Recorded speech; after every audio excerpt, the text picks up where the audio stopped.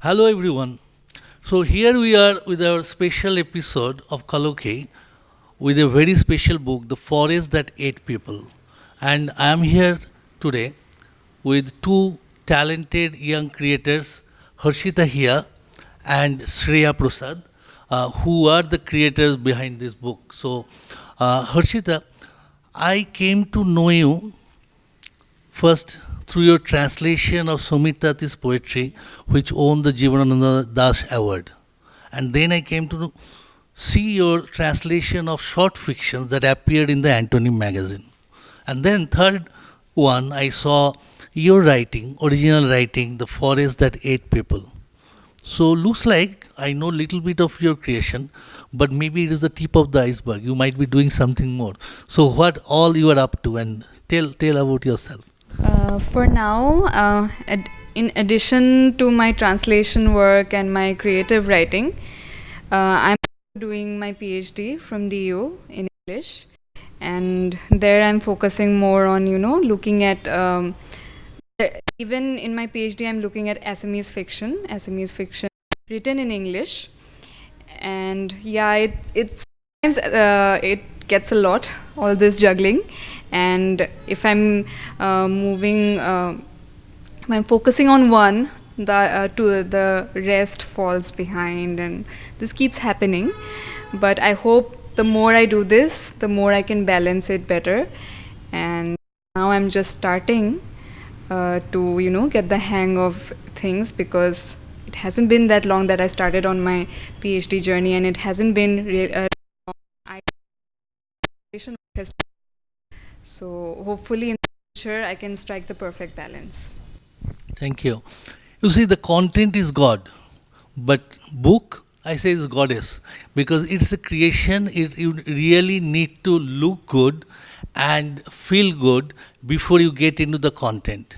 So when you see this book, The Forest That Ate People, I have seen, I have observed those who are looking at this book. First, they are getting attracted by the cover, right? And we have Shreya Prasad, who is behind this excellent cover that is created for this book.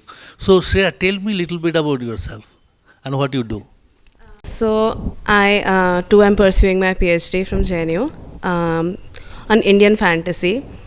Harshita and I actually met in JNU in our masters. So I think the reasons why the cover came out that good is because we share a deep connection. Because when she was writing the book and editing the stories, and she's coming up with these stories, I've been part of that process. She'd show me, we'd bounce ideas off each other. So I had a very fair sense of where the book was going. And I mean, we're such good friends that I really wanted to create something beautiful for her. So when the time came to do the cover, I kind of sort of already knew what she wanted. And I knew that, a little bit of magic, a little bit of, mystery, something fun, something nice. So that is where we started with the germ of the idea. And taken a trip to Assam. She had hosted me. I think that was back in 2019. And I had such a good time here that I wanted to also include a little bit of the scenery, because some of the stories are set in Assam, some of them are set in Delhi, but we sort of wanted to preserve that bit. So we went with the forest theme, which is of the title of the story, The Forest That Ate People. I think that was the idea behind it. And the reason it, I think, came out that well, because I really, really my heart into it. I think, yeah. Yeah, that shows. So, Harshita, do you think a symbiotic relationship between the author and the creator or designer of the book helps? Definitely, I would say so, because I have seen the difference that it makes. I think this has come out so well because we have also shared some kind of a rapport beforehand. A very good connection, actually, and really translated well when we were doing the cover, because I could talk openly with her. She could communicate openly with me. Sometimes in professional relationships, yes, you can do that, but there is a little bit of a hesitation there. and with us that barrier was not there, so that really helped. And even not just, and this is true not just for an illustrator and a writer. I think such a relationship should also exist between translators and writers, because oftentimes translators and writers do not get to interact directly. They have to go through, publishers, and sometimes the writer is not in the same community or the same place, and that creates a difficulty. But I think such a relationship would also benefit a translation, because I've worked on such a collaborative project before with B Books, and that was a really that was an amazing experience. Both the authors and the translators, and what came out, the product of that, entire workshop, I think it was really, really well done. So yeah. Okay, that's good. So one more thing, I mean, we talked about the how the book looks. Now talking about the content, I mean, one of the things that as I was going through that intrigued me, can I categorize this book? Is it a fantasy? Is it a supernatural, surrealism, magical, or sometimes tending to Assamese roots that you might have? I mean, what was the inspiration? Or how do you categorize this book? Or you want to categorize or not, that also? I don't think it can be categorized solidly in one genre.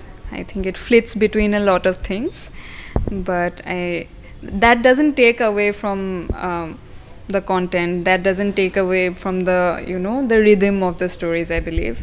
And the inspiration, I would say, I grew up on fantasy. I have read a lot of fantasy. I love Neil Gaiman. And that is the kind of content that I have consumed consistently. So that shows in my work. And also while working with Assam, as I was a kid, I did a lot of folklore also, and there were elements there that were so close to the folklore. Has a lot of similarity with the fantastical. So I thought that fantasy would be a great medium to bring out stories that have to do with folklore, Assamese folklore, and yeah, that I think covers the whole.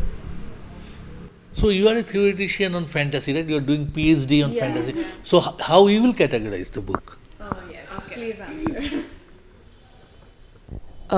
Okay. So I'm in my first year.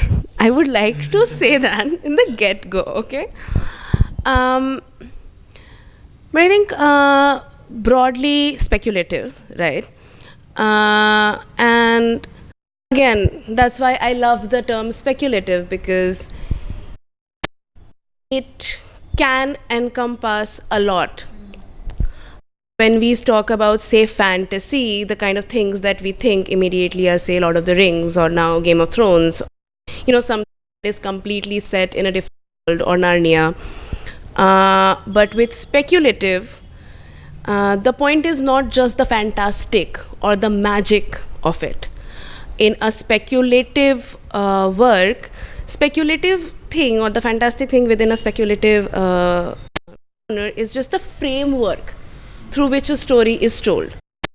In a lot of fantasy, the point is the magical world and the kind of options and opportunities and spaces that the fantastic speculative, that's a framework through which a story gets told. So say in a lot of stories in the forest that ate people, right, if you take away the framework, the speculative framework, whether it is Bordosilla is nowhere to be found, or whether it is the cartoon of inconvenience, you lose a lot of the tone. Maybe not so much in terms of the plot, but you lose much of the flavor of the stories. So, I mean, while thinking about categorizing this book, it would be more like speculative is sort of like a tool that Harshita uses, but stories are more or less slice of life in the framework of speculative. Thanks. I think you have spoken beyond your first year in fantasy PhD. So when I look at your work, Harshita, I mean, when I first heard that about your book, okay, am I losing a very good translator from Assamese, right? But at the same time, I also, after going through this book, before talking about translation, you know, am I going to lose a really good writer in English? But no speculation here. 2024 is coming. What are the big projects in your mind for 2024? Creative in terms of doing my own original work, I think that's still up in the air at the moment, and I hope I come up with something fresh because writing has recently taken a backseat. It's making me nervous, so I have to get back on track.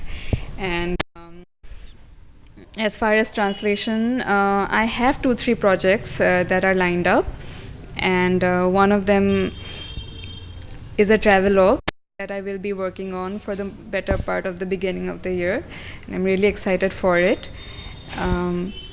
Afterwards, yes, I'm going to solely focus on putting out some original work for a while. Yeah. Okay, thank you. Shreya, so you have done, I think, this book and maybe few more, and you have done logo for our children's imprint Jilipi as well, which has come out wonderfully.